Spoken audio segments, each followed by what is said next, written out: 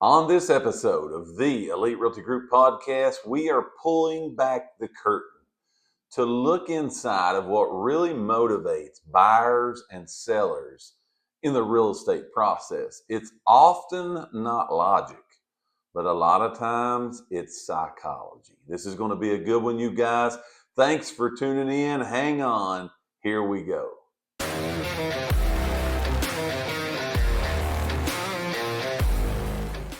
Hello once again, everyone, and welcome to another episode of the Elite Realty Group Podcast, where you receive the most up-to-date, relevant real estate information you're going to find anywhere on the planet.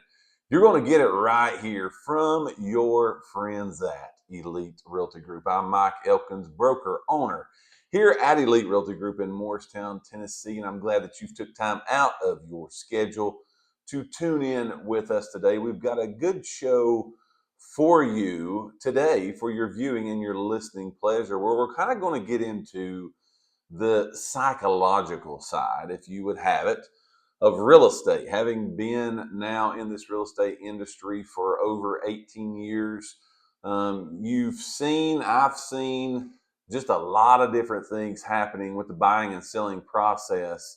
And a lot of times, again, the logic that we think, well, it's just logically to do this or this to happen, or it doesn't always go what you would say the way of logic. There is a lot of psychology and the psychological side of buying and selling homes.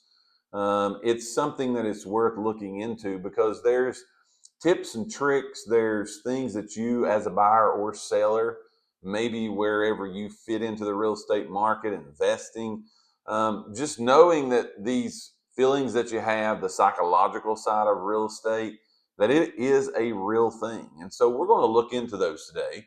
We're going to look at some things on the buying side when buying a home, the psychology that really is behind that. If you would have it, we're going to kind of get in the mind of a home buyer, kind of what they're feeling and those kind of things, because it does become very real.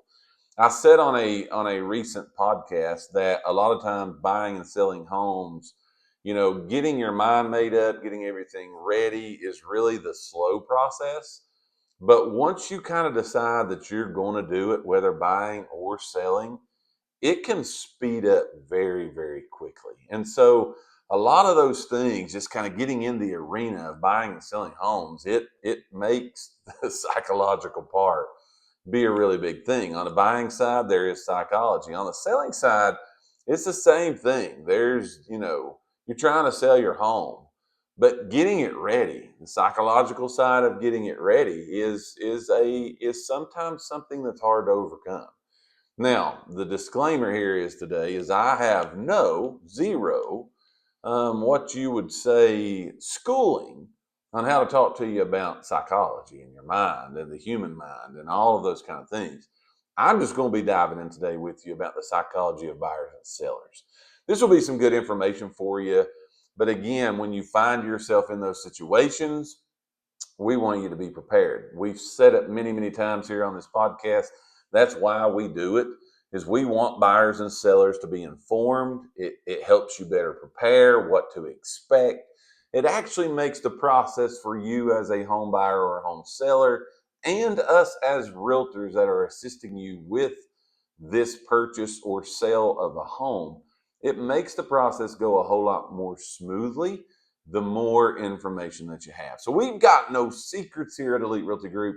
We just want to give you the information. So let's dive right in. Okay, we're going to start first with the psychology, the buyer psychology, if you would have it, and the things that you may be thinking and maybe feeling and all of that on when it comes to a home buyer. This can be true for not only the first-time home buyer, but just anyone purchasing a home.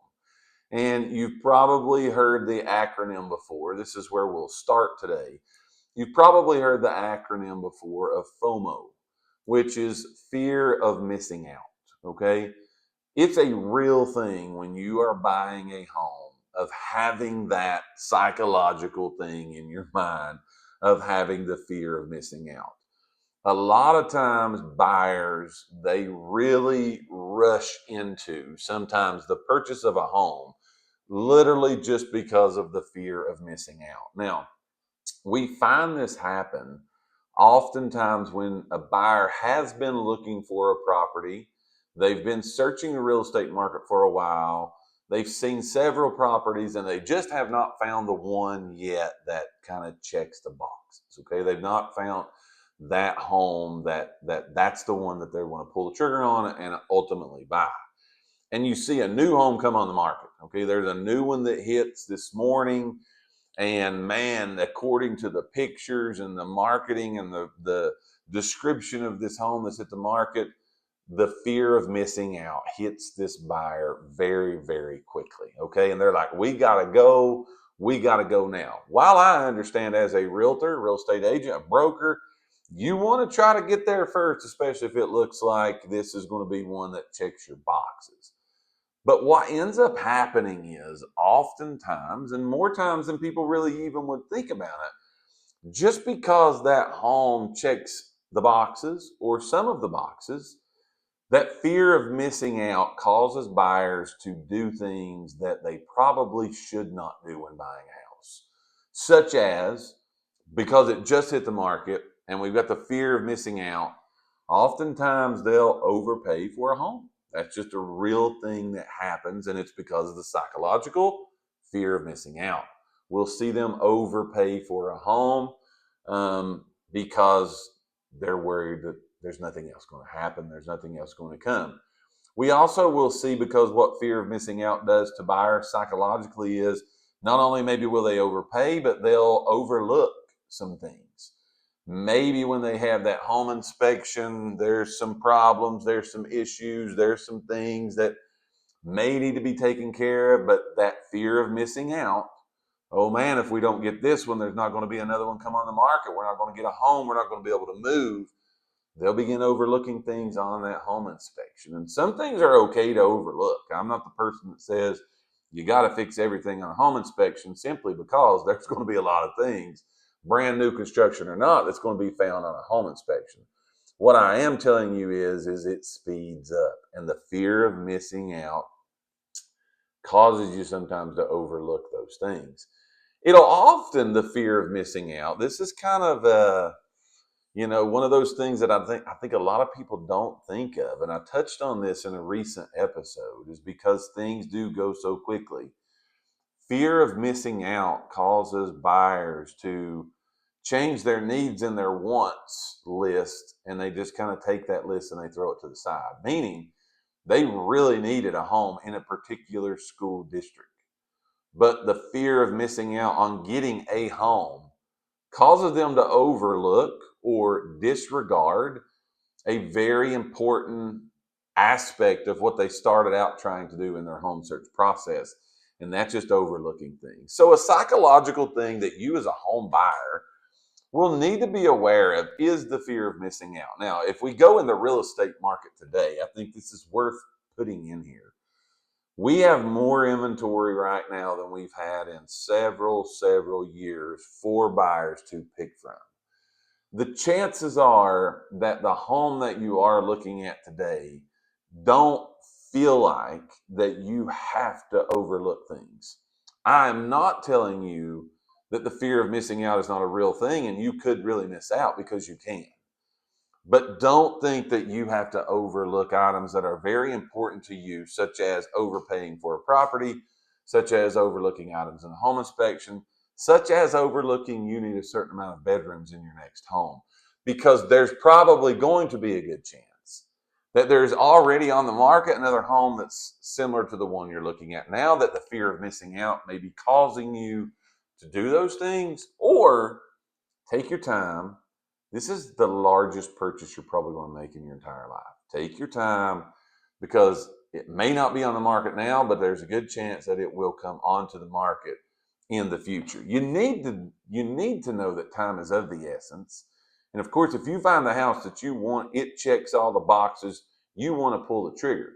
But you don't have to allow fear of missing out take over your psychological state and do things that you probably shouldn't do when you're purchasing a home. That's one of the psychology sides of a buyer. Another one is what I'm going to call just emotional anchors. Okay. And it's literally just the fact of you are buying a home. It's super exciting. Like it's a really, really, really good thing that you are purchasing a home. It's so exciting. You're either coming from a renter and you're going to go to a homeowner, or you're selling the current home that you have because your needs have changed, your family situation, job situation, something's changed. You've got approved. You're going to get the money. You know where your payment's going to fit in. You've done all the work that you need to do up front, but those emotions can literally just totally take over in your buying process, just because that you can do it. Okay. I say this all the time, and I said this too in a recent podcast that we did.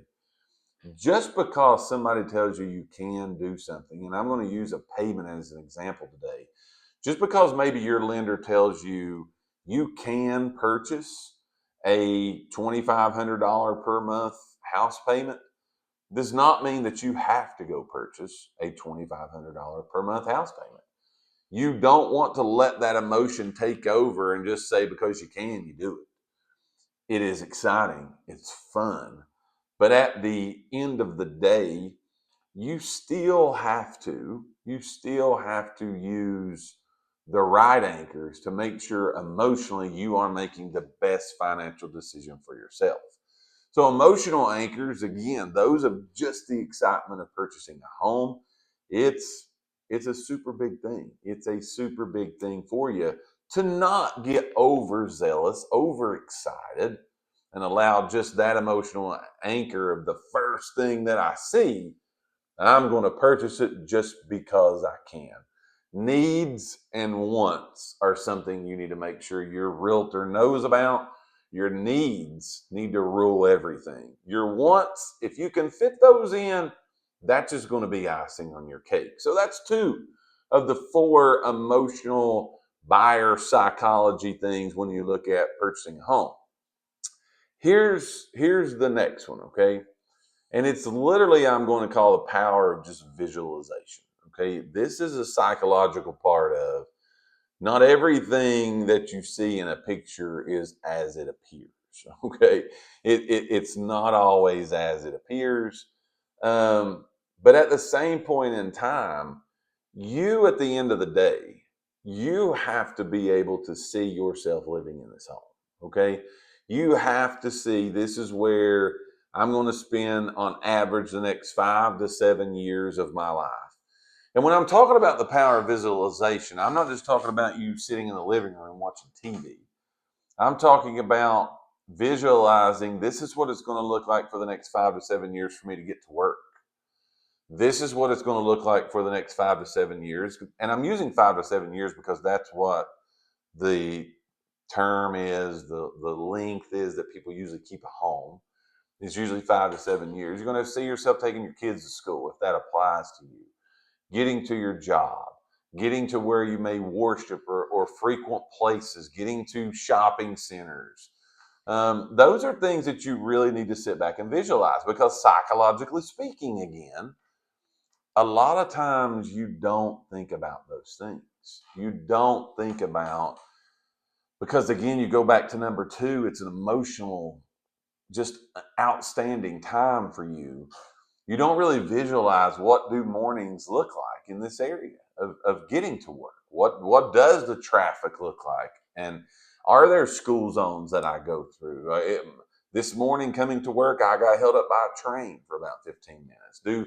You just visualize those things, because again, your first 2 or 3 drives, you're tickled to death to be driving to work from your brand new home. You don't care about those things. But 5 to 7 years into it, visualize yourself.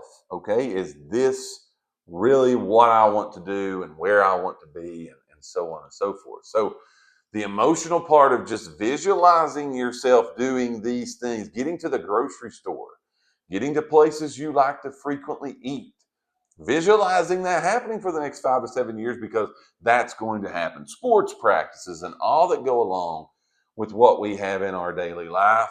That's a real thing. Last one for the buyer side, and we'll jump over to the seller side.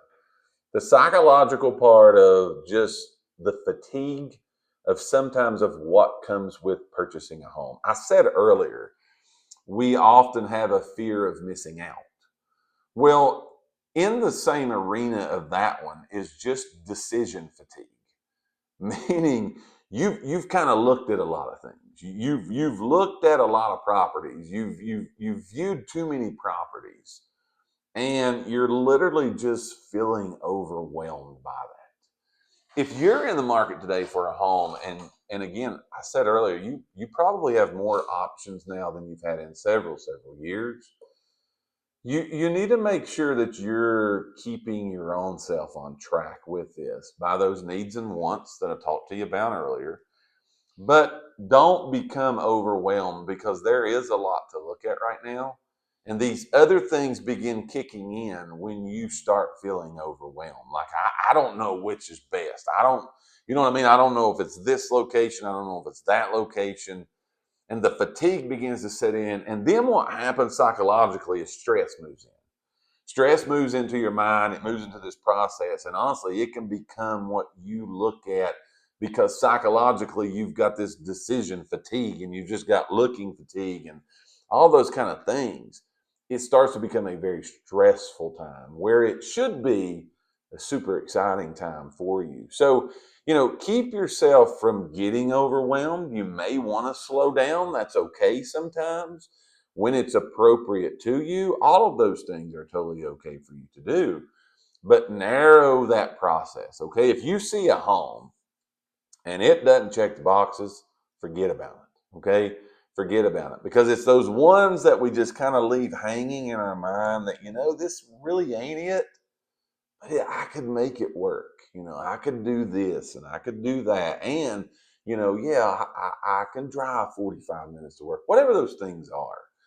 That's when that fatigue, because you just constantly are thinking about those things, and it causes that fatigue to set in for you as a home buyer. So again, what we're doing today on today's podcast, for those watching and listening, we're pulling back the curtain of what motivates buyers and sellers.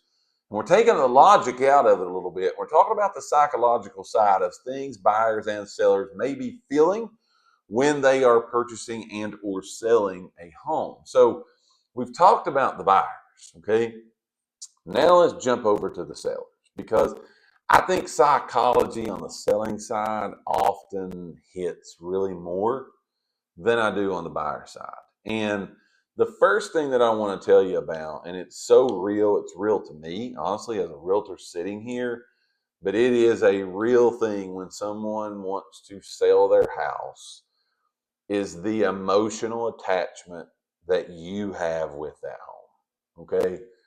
You've raised children there, you've made memories there, you've had family over there, your friends have had some great moments there. You understand my point. It's been your home. Okay? It's been your home for, on average, the last 5 to 7 years. There is a lot of emotional attachment that is with that home. Okay, it's real. If you've never sold a home, you probably don't understand, but if you've sold a home, you understand. Oftentimes that emotional attachment to that home causes sellers to overvalue their properties just because of the memories that you have made at that home. I tell everybody selling their homes, I tell buyers when they're looking at homes and they're looking at prices, the person that's living in that property right now, in this case, we're talking to you as a seller, that house is worth more to you than it is anybody in the world. You know why? Because it's yours. It's your homes. All those memories that I just told you about, they're a real thing.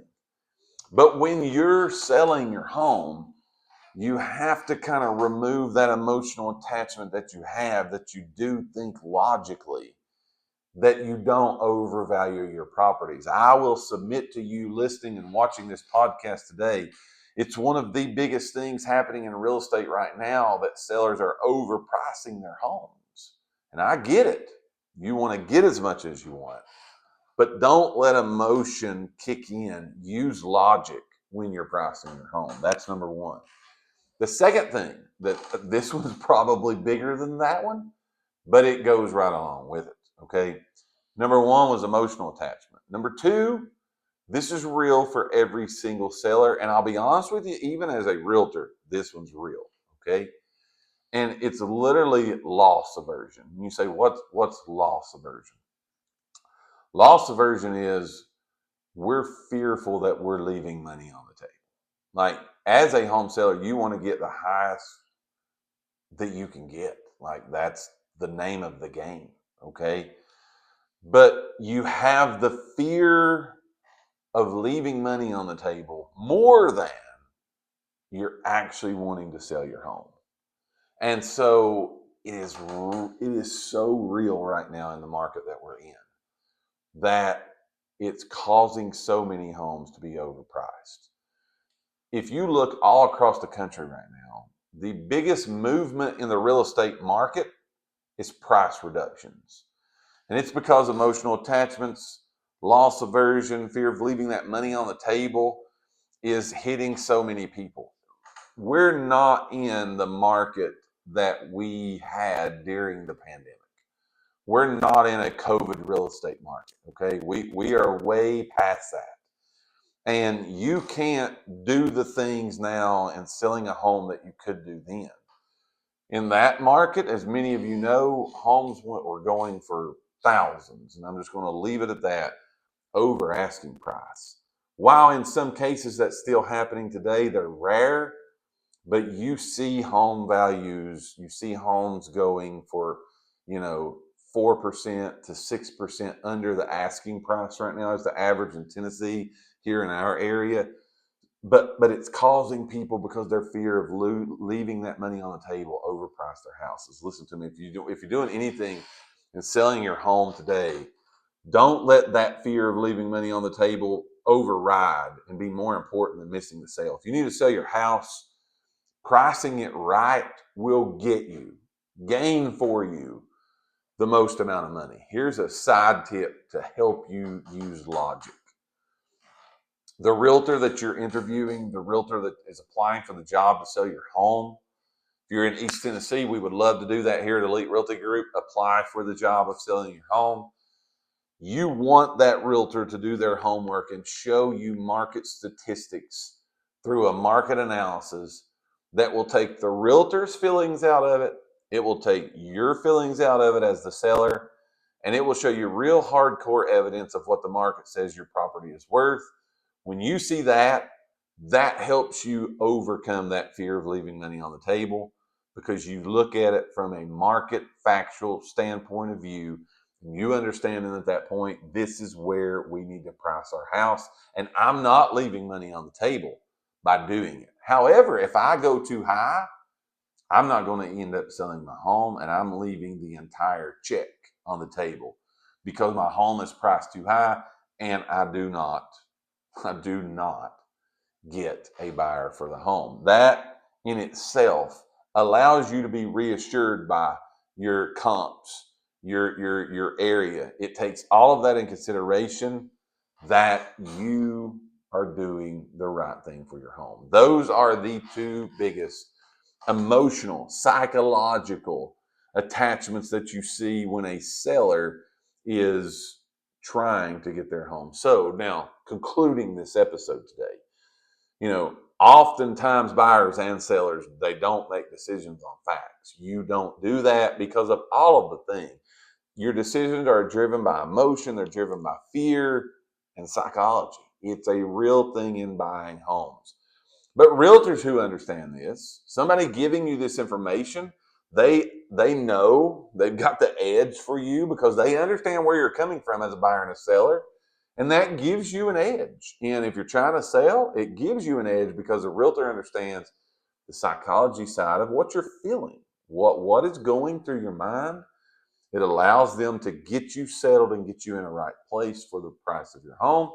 And as a buyer, it allows them to help keep you on track, because this thing can speed up. Now, look, if you're thinking of buying or selling in the Lakeway area, You want an agent who understands these things, the processes, but also what's happening in your mind behind it, then give us a call at Elite Realty Group. We would love to be able to serve you guys. It's a pleasure. We've been able to serve thousands upon thousands in the Lakeway area, and thus serving thousands has been a blessing to us, but it's also allowed us to see these sides, that what a psychological ride that we're about to take as a buyer and a seller. But at the end of the day, we get the job done. You get accomplished what you want to accomplish. If that's buying, you're getting the keys to your new home. If that's selling, you're getting to put the check in your pocket and the money in the bank. And that's what it is for all of us selling a house. That does it for us today on this episode of the Elite Realty Group Podcast, where we've peeled back the curtain and looked at a little bit of psychological things that happen in real estate. I thank you for tuning in today to watch this episode. Remember to subscribe to the podcast, follow the channel, whatever it is on the platform you're watching or listening on. We give small, short clips every week for your viewing and listening pleasure, but every Wednesday, these new podcast episodes are released for you. Until next time, I hope you have a wonderful, absolutely magnificent rest of your day and a great rest of your week. And I will see you on one of the upcoming episodes of the Elite Realty Group Podcast. You guys be safe and be blessed.